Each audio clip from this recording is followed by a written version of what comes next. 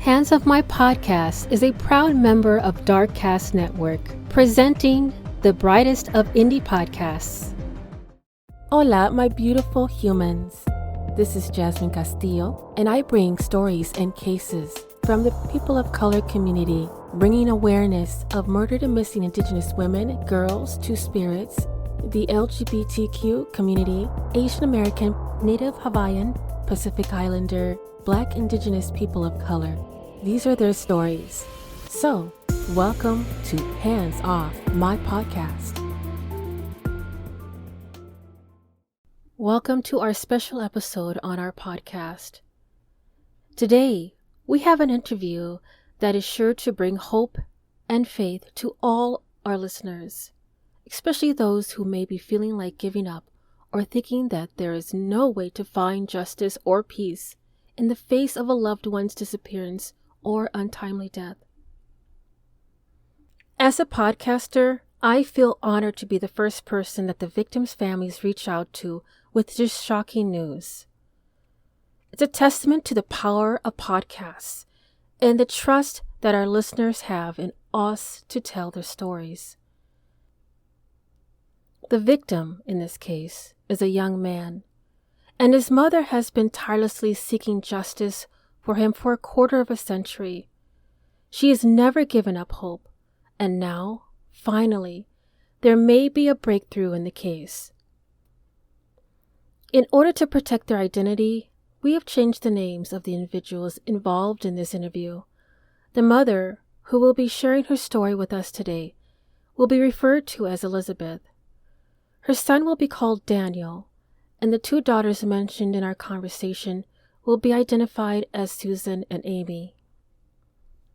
Elizabeth's story is one of resilience and strength in the face of unimaginable tragedy. She will take us through the journey of her family's experience, shedding light on the challenges they have faced and the steps they have taken to find answers and closure.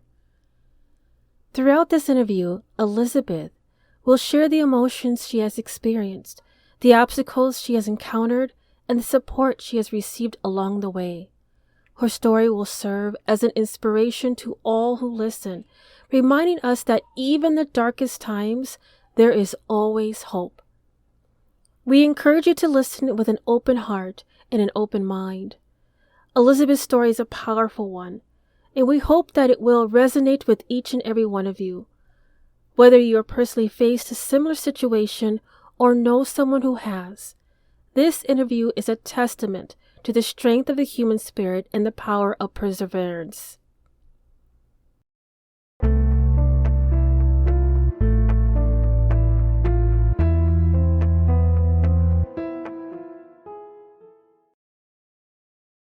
You have a lot to unravel today, and I'm so excited to hear the news. Since when you guys called me, I was like, wait, what? Like, someone pinched me. Like, wait, what? Yes. Well, tell me, can you just like revisit that day and tell me Yes, exactly? I will start off on that day. So, 18th, it was mid-afternoon. I told, you know what? I just feel that I don't want anybody there. I'm sorry. So, I said, I really don't want anybody there. I just want just us. Don't tell anybody that we're going to go to the cemetery because it was 25 years anniversary. And I just said, I just want to be alone. I said, I just want us. She goes, I know, Mom. She goes, I was thinking the exact same thing. I said, okay. I go, so what time are we going to meet there? And she said, you know what? She goes, let's meet there at 3:00. I go, 3:00? I said, okay. I was already living in, which takes me, it's about, I'd say 35, 40 miles, away. And I said, well, I'm going to drive in and I need to go run some errands. And she says, okay, I'll meet you there at 3:00. I go, but don't tell nobody, because usually the other grandkids, other people, other friends would go. And this time it just felt different. And I said, oh, she said, okay. So I guess she got there. I wanted to go do some errands. I went and cut my hair, did my nails, and, I was wanting to be there, but I wasn't in a hurry. Why, I couldn't tell you.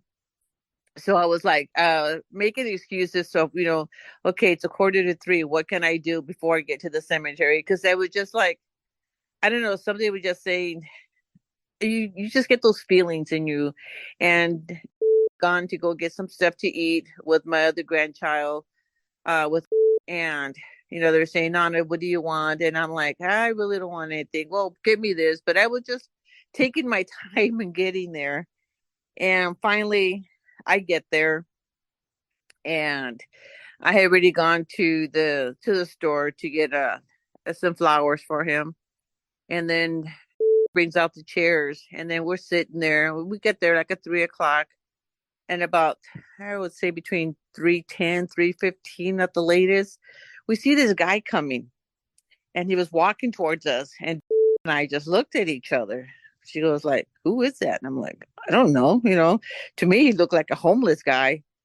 And as he got closer and closer, he was coming towards us. And I just looked at, she goes, "Do you recognize him?" I'm like, "No." She's like, "Well, don't you?" She goes, "No." And then he comes, and, he introduces himself. And then we kind of hesitated. We just look at each other, and we look at him. He goes, I come on every anniversary of his." I'm like, "Why?" He goes, "Because he passed away on." And then I said, "Okay." He goes, "And I always come at this time." And I just looked at each other, because we always come after. We always go to the cemetery after 3 o'clock. And I asked him, I go, "You're the one that leaves these notes, these letters that I've been finding for all these years, and saying, and because I had saved them. I had saved those papers, and they were written on, stuff like that." He goes, "Yeah, those were all for me." And I said, so I kind of looked at, and I wanted confirmation. I said, "What was the last one that you left?" And he confirmed that, because that's the one Wow. I had. And I'm like, "Okay." And then my son-in-law had gotten there, and that we had given him a chair to sit on. We were talking, we were reminiscing of, what happened that night before, and, prior days, months prior to everything. And nobody had ever talked about him. Nobody ever said anything about this guy. And then, like, he wanted to open up, but he was like hesitant. And my son-in-law kind of got that same message. So he told us he was going to leave and all that and everything. And he did. And then once my son-in-law left, he started opening up a little bit more, like he felt more comfortable. We were feeling comfortable because we had already asked him a few questions prior for confirmation, and he was able to answer and give us that confirmation. So we started getting more into depth about that night. And he was actually with my son 1 hour, two at the most, before my son, before he was killed. And he told us everything that had happened prior to that night. And we knew some stuff, but he confirmed everything that we knew, that nobody else would have known. Wow. And he told us who was there and what had happened, a couple of hours prior to everything, with my son, who we got in a fight with, why they had fought. And then the the big news came. So I just looked at each other, and we both looked at each other, like we both had that look on our face, like we wanted to know who pulled the trigger. Mm. And he confirmed, and he told us. Oh my. And at that moment, I was like, "Oh my God." Mm. Ah, so all these years, so, like I said, I am a firm believer of the Lord. And, I'm always asking him, "Lord, am I ever going to be able to get confirmation of my son, that he did not commit suicide? Yeah, are you ever going to let me know?" And at that moment, I didn't know if I should cry, I should jump up and down. There was so much emotions going through me, because he confirmed that who pulled the trigger, that my son did not commit suicide. That and alone took, like, all these heavy. heavy feelings that I had in my chest, like they were just like pulled off.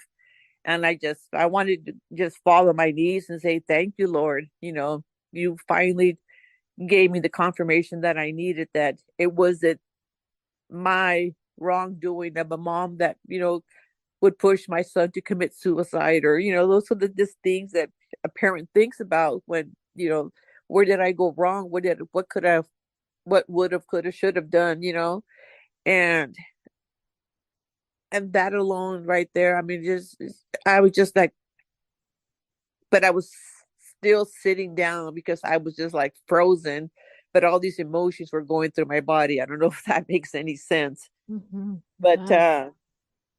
I and he confirmed.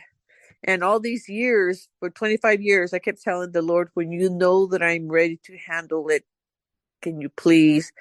And right there and then I said, well, I guess the Lord thought after 25 years I was at a good time, good place, mindset, health wise. I don't know, you know, but I guess he finally gave it to me. He gave me the justice that I needed for my son. And not just for my son, because we found out at that same day, that same time, all the others' lives that were taken by the same man. Mm. So all these years, I was thinking it was this guy that's still alive, and it's I was wrong. It's Mm. not the guy that I thought it was. It was actually his. Mm. But the thing about it is that this is now also deceased, which gave me even more peace of mind. I'm like, huh, damn, I'm glad he's gone, because if not, I would have done everything possibly to get him, behind bars if possible. Right. Those were my thoughts. Yeah. Oh But my gosh. this guy, and then we started talking more about what happened that night when he got back to the scene and it was already blocked off and all this stuff and everything. And the gun was found, like I said, across the street in a puddle of water that was parked. Their car was parked there. And when they left, the gun fell out of the car. Oh gosh. So, and like I said, and had they police run the ballistics on it or fingerprints and all that, they would have, they did a shitty job on my son's case to begin with. Like I said, they closed it within 24 hours, saying that my son had committed suicide, and he didn't. The guy actually was upset. This Mm-hmm. guy was upset because of uh the fight that they had extended back to maybe 3 weeks up to a month, of the fact that something had happened, and it oh my god, it was just like he was just giving us so much information that's like, oh my god. I go, there's no way that, he asked us to please keep his name confidential, and I said, we'll just give us more details. And he did. And because he gave us all these details, I told go, we can't I can't go to the police and let them know that, the guy that actually killed my son is already deceased, because they're going to say, well, where'd you get this information, and blah blah blah. And I said, I will not. I go, I have my confirmation, the Lord has given it to me. I know that, it wasn't because of my wrongdoing that my son committed suicide. It's the cowardly man that took it. And like I said, he took my son and a couple of other people, and I want to go so bad to that family, but I can't reveal this man's name, because there's still a person that's out there that's dominating of the people that knew of my son's killing. Mm. And they had pledged to be his best friend. They were like brothers and all this stuff and everything, which it turned out to be a lie, because they are still living in fear of this man. Which I again, I feel, but I don't know, how much comfort this family, other families would want to even know, because we don't hear anything, we don't know anything. But I've always put it out there that, the day that my son, is justice, we get justice for him. I know that we're getting justice for the other people also, whether the families know or not. I couldn't tell you. Um, do I want to? There was some. So the cold case detective that was working on it, her ex brother-in-law just passed away not too long ago, and I told go I want to go to the funeral just because I want to talk to her. I want to tell her. I go, but at the same time, I go, I know that they're going to put pressure and they're going to want to know, and I can't. I have to keep my word. And then if I was to do that, it would bring in them, talking to my daughter, and I don't know where that would put her. And like I said, it's full circle now. My daughter came home. I all I can say is that you are a wonderful, loving mother. Anything that you have done, you did everything that a mother is supposed to do. You've loved unconditionally. You've loved all your children, and it shows. So I know that we, as mothers, we doubt ourselves like every step of the way because no one gives us a manual on how to be No, a parent. We have to learn by trial and error. And I have three boys, and it's like each has their own personality. You have to kind of go based on your intuition. What's best for this child? What's best for this child? Be farther away? Should I give them space? You don't know that. And all you can say is that I see you and I know for and I curse, I'm sorry. I know for darn sure um that you were a wonderful mother. You've always been a wonderful mother and never doubt that. And I'm glad there's a confirmation that life wasn't taken by him, and there's confirmation um that he didn't do it himself, but confirmation that there was somebody who actually confronted you. And what I want to do is I want to keep the confidentiality as much as I can. What I want to do is I want to reach out to someone who can give me the specifics on how you can keep this information confidential, and what are the legalities of that. Because I want to keep your family safe. That's the yes. priority number one. Like you said, that's Oh, priority yeah. number one. And finally come around and she has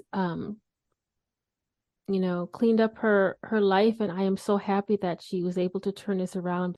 Well, it wasn't how it all happened was, like I said, I am a firm believer. Every time I ask the Lord to help us, guide us, and protect us, and put my kids in the right place at the right time. And since my other grandson, he's going on a year, or I think it's already been a year that he's been clean. He's been doing good. He's Awesome. working. He lives with that's grandson. What are we going to do when this happens? That he does put him at the right place at the right time. How are we going to help him? And I guess finally we got our answer, and he was put at the right place at the right time, and he's clean now and he's working. And I tell, well, we got one, we got another one to go. So I would pray every night and throughout the day, because I would see people in the streets and I didn't know, is that, where is she? I would go months without knowing, where she's at, what she's doing. Oh man. So finally, I just say, Lord, I go, please help me. I go, I need to, if you haven't given up on me yet. And I know I'm always putting pressure, I'm always asking. And finally, we got the phone call. And goes, Mom, she goes, I think might be in jail. And I'm like, why? She goes, I got a call from the county jail. And she goes, and I know that. And so while she was at work, I said, well, let me check. So I went online and I started looking, and I did see where she got arrested. I Mhm. go, you know, I was so glad. I'm like, thank you, Lord. Thank you, Lord. I go, please don't let her get out of jail. Don't let her do this. And, so she had a bail set, it was only $1,000. And it was right before, a couple of days before her daughter's baby shower.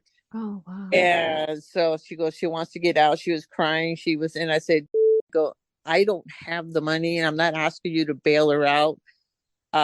So she had to talk with her husband and, she tried to go to a bail's bond, but they wouldn't do anything, unless it was 2,000 and up or whatever. So she ended up putting $1,000 and got her out on bail. We gave her this, well, more like gave her this, the rules, the stipulations, and blah blah, everything that had to go to, she would have to do in order for her, and she agreed. I agreed to take her to her courts and all that, and she's been there. She was, started working, and I've taken her to her court, and she got a really good public defender the second time that's going to help her. So, like I said, for that mindset, I told you, go, just every time we ask the Lord, you have to be careful because of what we wish, because He will grant it, but with conditions, and so with her doing good and all that and everything, I'm at a point where I can't, uh because if it weren't for, I don't know where would be at right now, to be honest with you. Is the one that's it's keeping us, has kept us kind of in the glued together. She says, "Mom, I'm not as strong as I go. You are, but you just don't realize it because um, I don't love my kid. I love my kids unconditionally, but I can't say I love one more or the other. But in my case, if it hadn't been for my oldest and for where she's at in her life right now, I don't know where I would be, where would be, where her son would be, and I guess my son-in-law is he's more like a son. If it weren't for them two, Yeah. we would be in a totally different place. Totally, she doesn't realize that, and I've made my mistakes. Oh my God, I've made my mistakes, throughout the years with my kids. But that mean I didn't love one more or the other. They're, like you said, they're three different personalities, three different, Mm-hmm. my son had like I said, the HADD or the autism. And then, I don't know.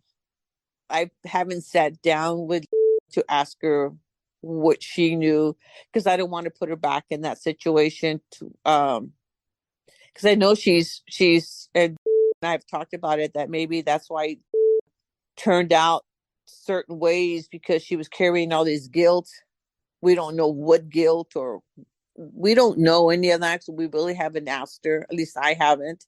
I don't know if has, but I can't have. I'm not in a place right now at a time to have that conversation with her. Mm-hmm. But I've always told. We've always agreed that she's always known more than she cared to share, which is fine, because we don't know if she's been threatened because she's knows this other person and stuff like that. But um, I can't jeopardize where we're at right now, and Absolutely. with the kids. And like I said, I don't know. I just ask the Lord daily, to guide us and protect us, and put us in the right place, and just keep opening the doors and shut the ones that we know need to be shut. And so that's where we're at right now, Jasmine. I Yeah. don't know. Yeah. Everything that you said, the doors are opening and closing based on the time that you of your strength, and everything's going to be in its place. Um, will definitely come around when she is ready to. And it's like, and I have a son that's 11. He's actually 11 years old, and he is on the autism spectrum as well.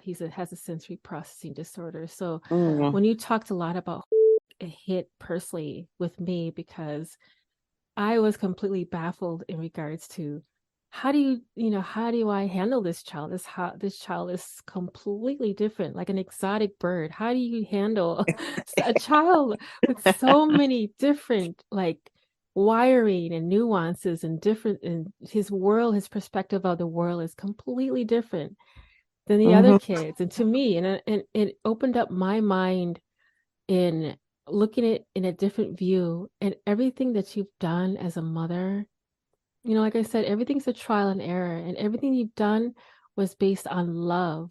So even if you made these mistakes, it was made because you were in the process of growing as well. You were learning, you were developing, you were becoming more aware of what your kids needed at that moment. And it's never going to be perfect. It's what they Well, needed. I know that. It's what they needed, and they have a mother that's always been there for them, who's never gave up on them. That's the best thing ever. No matter how many mistakes that have gone or how many things you've done perfectly, I think kids remember is that their parents were always there no matter what, unconditionally. That's what they remember the most. And you did the best. You did 200% then, and I see you. Was I remember that say, "Oh, he's your favorite," but he wasn't my favorite. But at that time, when growing up, and he was always getting picked up for curfew, and I was always working late. I had to go straight from work. I had to go pick him up wherever they had him at the time, because they would be like after school program. They just had him in different places. So he would call and say, "Okay, when you get off work, I'm over here now, and I'm over here now." And you know, I had to spend more time trying to understand what he was going through, because it was hard for me too. Because I would say, "What's wrong with my son? Why can't they help him? Why can't why does it have to be with medication?" Because he didn't like taking the medication, because he said that would make him feel weird. So if he was he couldn't stay home, because the girls had they were doing their own thing. I had to work, and I would try to work days so I can be there at night, but sometimes I had to work split shifts. So it was hard. It was hard, but I tried to do everything they asked me to do with him. And so I entrusted him with these people that knew exactly what happened on the night of 18th. Mm-hmm. I entrusted him with them, thinking, that, and it did make it made more sense. I got confirmation on this. Like I said, this went on his 25th anniversary, and I'm like, oh my God. And that's when I just said, Lord, I know that you were preparing you were preparing me for this day, for this justice, but it took 25 years. And I think that's how long it took me to be prepared. Mm-hmm. Because even, after this guy had to leave, and I just looked at each other, and we just hugged, and I just started crying. I'm like, oh my God, all the wrong things I did, thinking that I was doing good for your brother, knowing that, you know, not knowing that the person that I entrusted in with was actually another mate. And that's another thing that I can't reveal that, because he knows the extended reason. He knows my kids and my grandkids. And Um, what I can do, because I know that I work with a lot of different types of people who do investigations and pro bono and stuff like that. Would you feel comfortable for me to reach out? And I won't say any names. I won't identify who I'm talking about specifically, like your name or anything. I will say what would a mother who has received some information about a possible perpetrator that is connected to her son's murder, what would be the ways that she can go about in providing information without being harmed or putting her family in danger? And I could ask that question for you and to see what you are able to do. Or if it is of your preference, if you prefer to just let it be and just have me change the names in our conversation to kind of keep things confidential and just be at that. It's of your preference. What would you like to do? You can sleep on it too. Just let me know what your thoughts are. yeah, but the main thing I want people to understand, Jasmine, and to realize that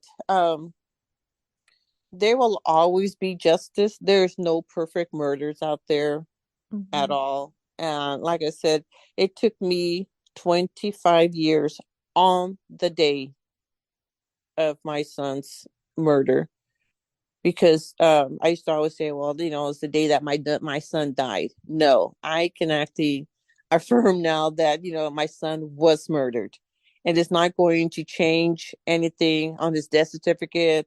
It's not going to bring him back, but it's given us peace.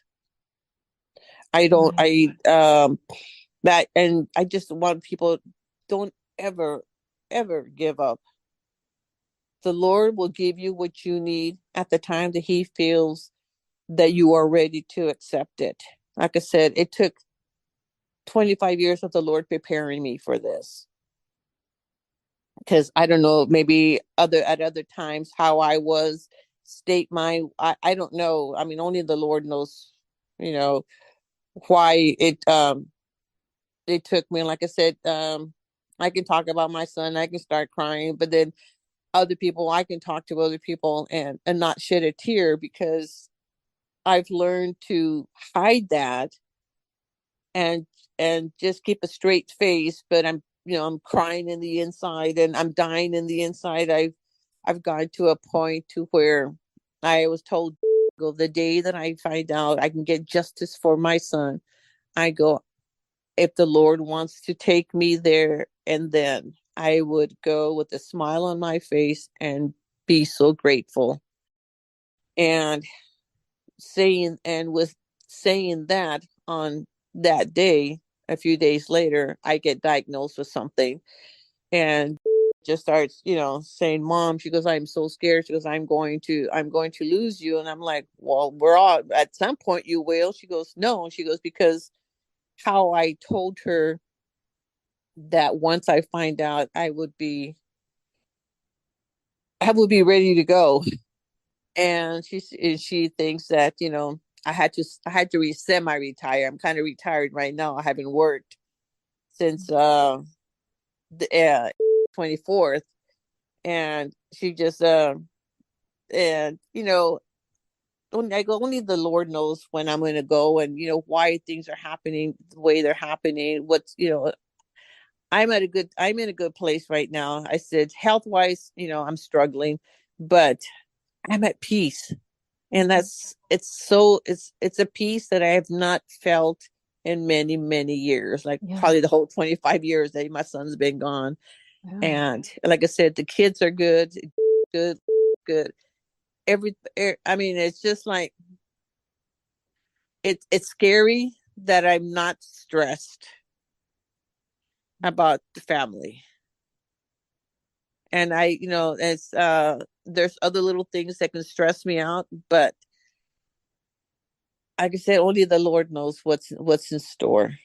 And I just don't want people to ever give up on trying to get justice. Don't stop believing in the Lord. Ask, when you're going to ask for something, you know be prepared for the outcome that He's going to give you. Mm-hmm.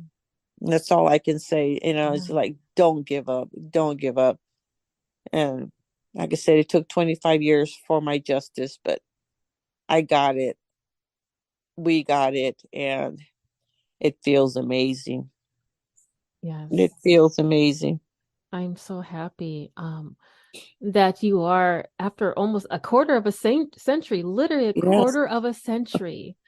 yes. Um, I am so happy that you are at with peace on this. And I think it is, and I'm so glad that we are able to talk about the coming at the end result of your justice, looking for justice for your son. And the result is beautiful, that you were able to have less burden, less frustration, less, just emotions involved of,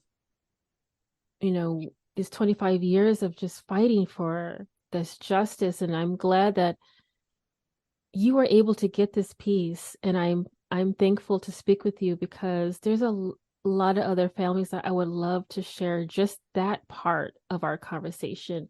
Oh, yes. Because this is there's so many other ones that have been out there for going on 30 years, 40 years, 50 years, even more. And I'm so thankful. If only we were under different circumstances. But you Mhm. are my family no matter what. And I am so grateful to be part of your circle to share this moment with me. And thank you. We are coming at a close. I didn't know. I think I have about a minute and 30 seconds left of our conversation because I didn't want to take too much of your time. I'm retired, remember? Yeah, you got well, I got like, maybe I should say more, I have other things. It's a Friday for me and Yeah. I want to spend some time with my little one because my other Oh two yeah. ones are already Yeah. grown up. They're 27 and 18 and I Oh have my one left Lord. in the nest, one left in the little home nest that's Yeah. so Cherish it. yeah, we try to spend as much time as possible, but I want to just extend my love and thankfulness that you have kept me in your circle as a family, as part Oh of your yeah. family, and say hello to for me. I don't want to I cut off our will. conversation, but I think I have less than a minute. I want to express your story about never giving up hope Oh in the search yes. for justice, if it comes down to that. So. Yes.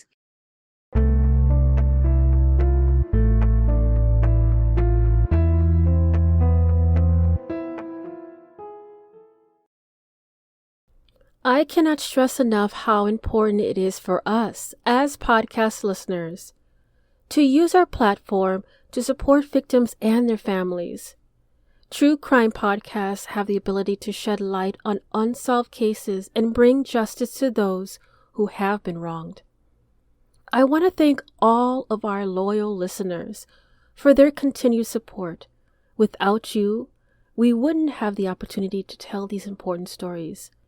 Your engagement and dedication to justice are what make our podcast possible. Together, we can make a difference and bring closure to the victim's family. Thank you for listening, and remember, justice is not just a word, it's a mission. If you enjoy our show, please rate and review us on Apple Podcasts, and be sure to come back for our discussion of true crime stories. Starting in June, I will be switching over the podcast to be a bi-weekly pod platform. Until then, this is Jasmine Castillo. We are voiceless no more. This podcast was created, produced, recorded, researched, and edited by Jasmine Castillo, current active member of Darkcast Network, Transto Task Force, Uncovered.com, and partners with Search and Support San Antonio.